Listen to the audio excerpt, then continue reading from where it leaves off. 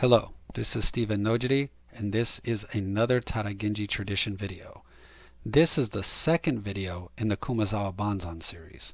The previous video gave a brief overview of some of the biographies of key individuals in relation to the topic. This video will go over a brief timeline of Banzan's life and introduce a few concepts. So let's start right in. First, let's start with his birth. Banzan was born in 1619 as the son of Ronin Nojiri Kazutoshi. Kazutoshi was married to Kumazawa Morihisa's daughter. Kumazawa Morihisa was chief retainer of Fukushima Masanori. In 1624, Kazutoshi sent his family to the Mito domain to stay with Kumazawa Morihisa while he, Kazutoshi, took on mercenary work. Banzan was eventually adopted by Morihisa and given the surname Kumazawa. In 1634, Banzan leaves Mito domain for the Okoyama domain. This is because Lord Itokura secures employment for Banzan with Lord Ikeda Mitsumasa. Banzan spends the next few years as a page under Lord Mitsumasa, traveling with him to Edo many times. During this time, Banzan writes that he noticed that he and other samurai were getting out of shape, both physically but also mentally. So when his night watch duties were over and when his guard duty was finished, he would practice with wooden swords and spears in open courtyards, and he would also practice climbing and running across rooftops at night. His journal of this time period is rather interesting look at samurai at the time. We'll look at that more later in a subsequent video. He spent most of his free time training and conditioning himself for battle. So, when the Shimabara rebellion erupted in 1637, his father, Nojiri Kazutoshi, was hired as a mercenary, and his master, Lord Ikeda, was summoned to fight. He, however, was not yet old enough to fight. However, he ends up performing his own Gunpaku ceremony, or his own coming-of-age ceremony, and then attempts to sneak away to the battle. He is caught, and he should have been in very serious trouble, but Lord Ikeda went pretty easy on him. In fact, he feels bad for Banzan, who, at this time, I should actually say that his name is Sashichiro. So Kumazawa Banzan's original name is Nojiri Sashichiro. But then it becomes Kumazawa Sashichiro. He changes it to Banzan later in life. But we're just referring to him as Banzan constantly to try to avoid some confusion. But I do want the viewer to know that his name is originally Kumazawa Sashichiro, and he becomes Kumazawa Banzan later in life. But anyway, like I said, we're referring to him as Banzan for ease of understanding. So, Lord Ikeda feels bad for Banzan because he knows that Banzan was very determined and very ready to try to fight at the Shimabara rebellion, which at this time most of the samurai are pretty much under the impression, they get the idea, they're starting to understand that was probably the last great battle, and the country's pretty much not going to have nobody really believes that there's going to be another great battle after that, which in so many ways this is for the most part correct. But even at the day and age, they're understanding that Shimabara rebellion was probably the last great battle for a while. So Lord Ikeda feels really bad for Banzan. So he offers Banzan a higher rank. He says, I'm sorry that you didn't get to fight in the last great battle of the age. You probably are just going to grow up in a period of peace and not really be able to put any of your warrior training to use. So I feel bad about that. I'm going to raise your rank to try to, to show you, to offset that. But Banzan refuses and asked to resign his post. And Lord Ikeda agrees, but he does leave the door open for Banzan to return. So he says, okay, I'll let you resign. Whenever you're ready to come back, just come back. So Banzan leaves. Banzan then goes and meets up with his biological father, Nojiri Kazutoshi, at a place called Kirihara in the Omi province. Now this is a location that had been used by the Nojiri as a hideout for generations. Basically, Nojiri Kazutoshi's father, Nojiri Shigemasa, had married one of the local clan's daughters. So one of the local clans is the Iba clan.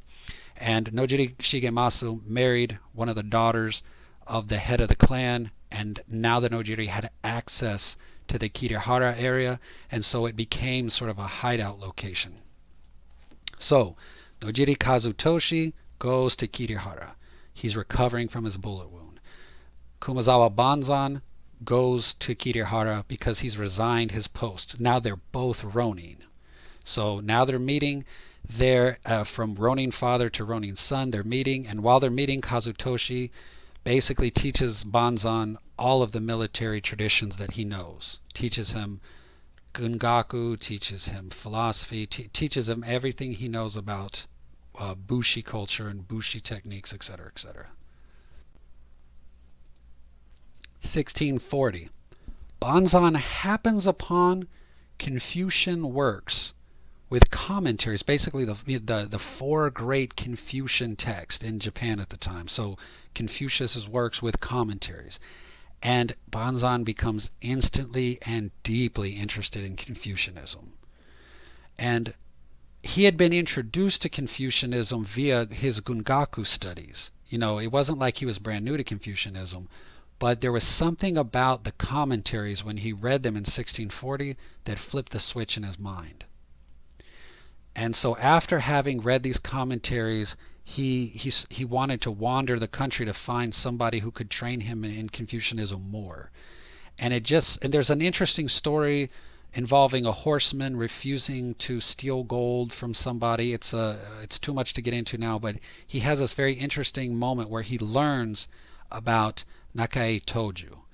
And so when he learns about Nakai Toju, he seeks him out to be his teacher. And Nakai Toju meets with him, teaches him a little bit, but refuses to take him on as a disciple. And Banzan then, for 2 years, Banzan basically studies Confucianism on his own. But in 1642, after a series of events, Banzan is finally taken on as Nakai's student.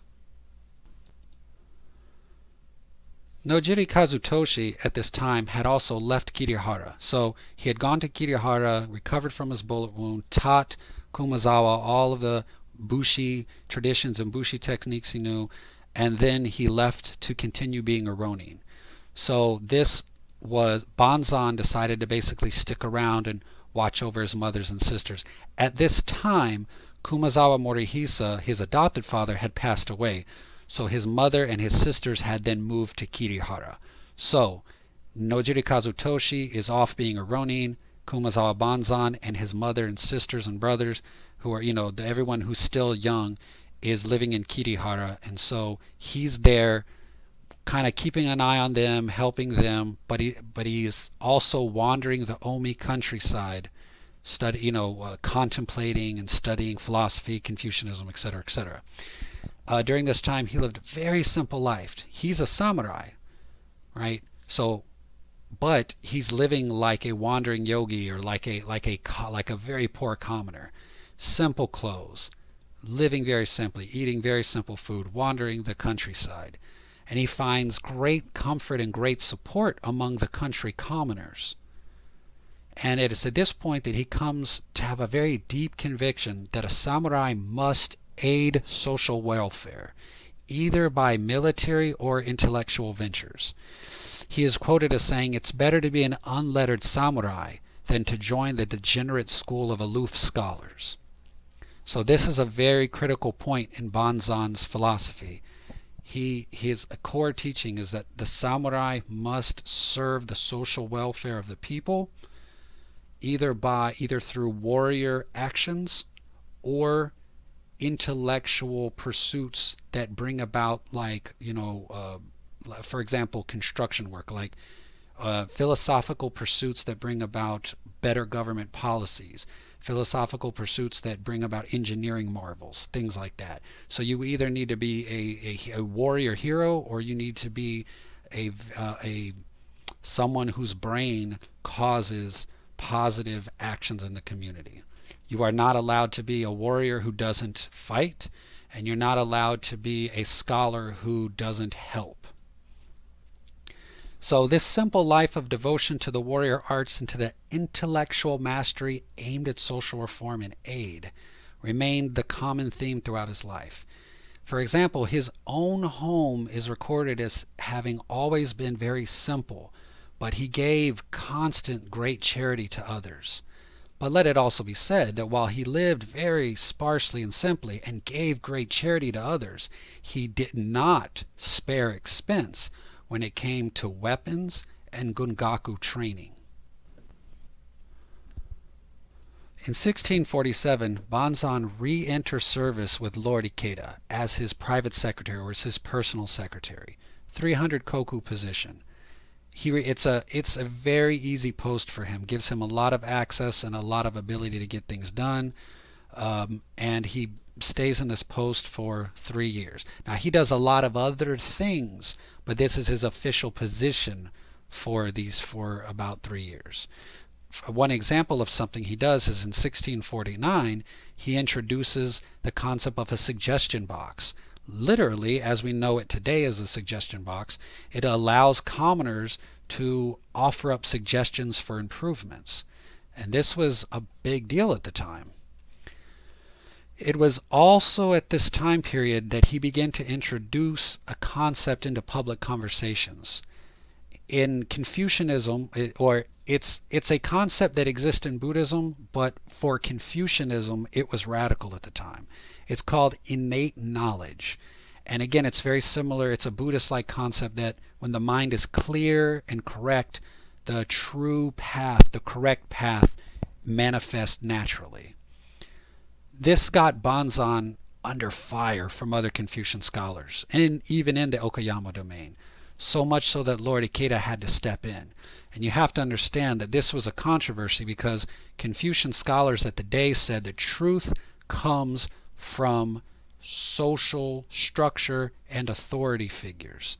But Banzan was saying that anybody, regardless of class, regardless of wealth, regardless of education, if their mind was clear and correct and honest and had all of those positive Confucian qualities, that they on their own would be able to determine the correct path.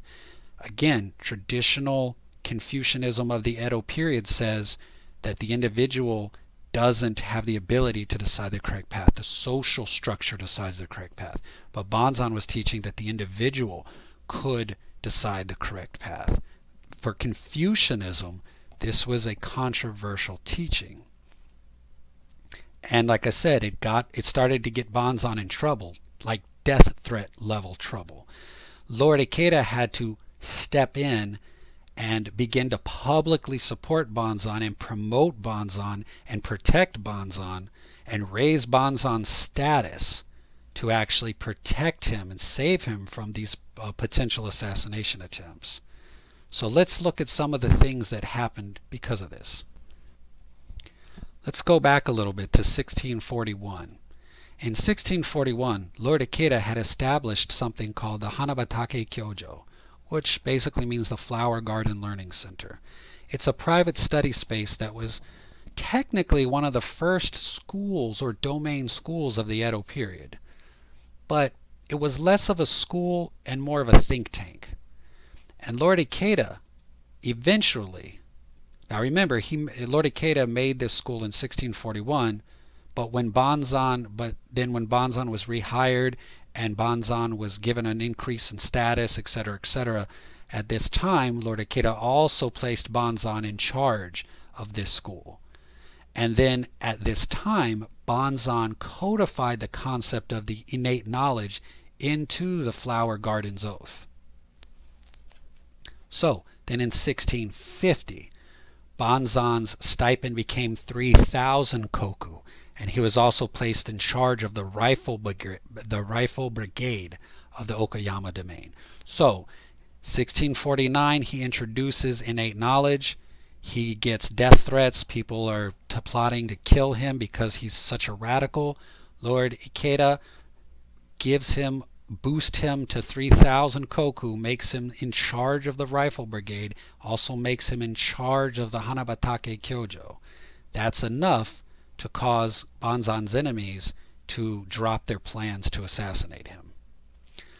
1651, Banzan is accompanying Lord Ikeda to Edo, and the shogun, Tokugawa Iemitsu, was actually considering taking Banzan into his direct service.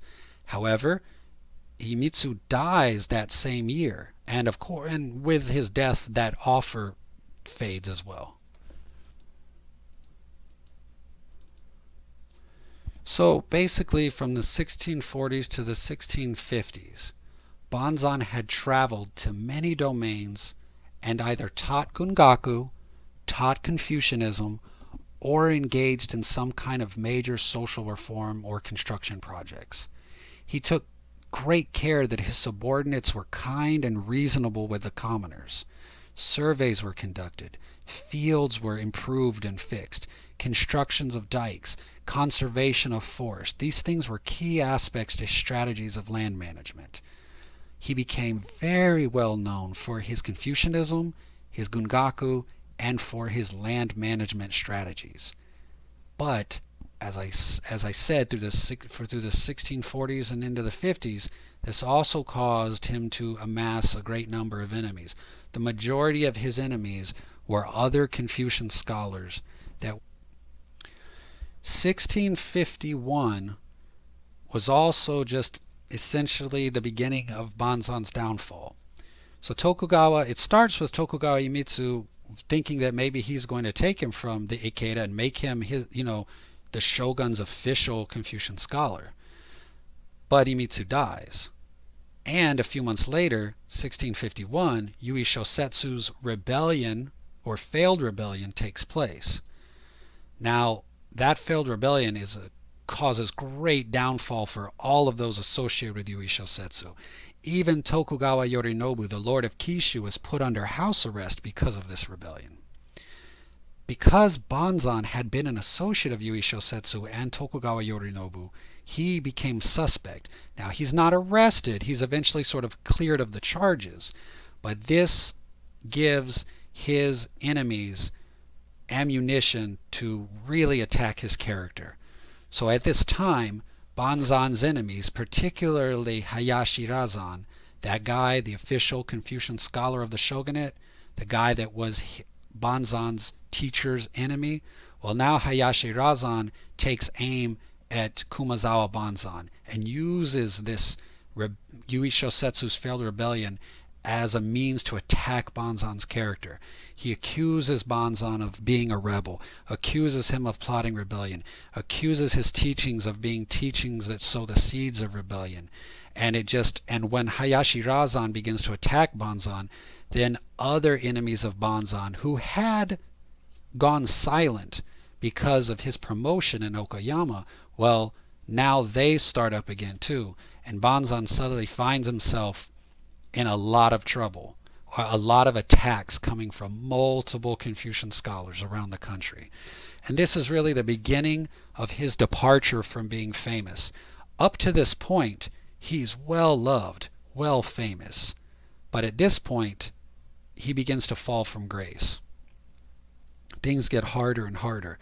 So imagine he's gone from doing progressive projects like forming domain militias and doing reforestation projects and fixing the infrastructure of different domains, to now he's basically having to be very careful where he travels for fear of arrest or attack. So it's a very far fall from grace, so to speak.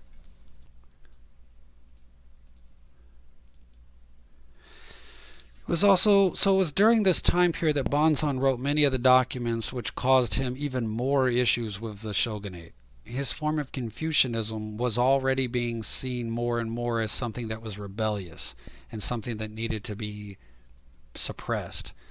Banzan emphasized a concept known as compassionate government.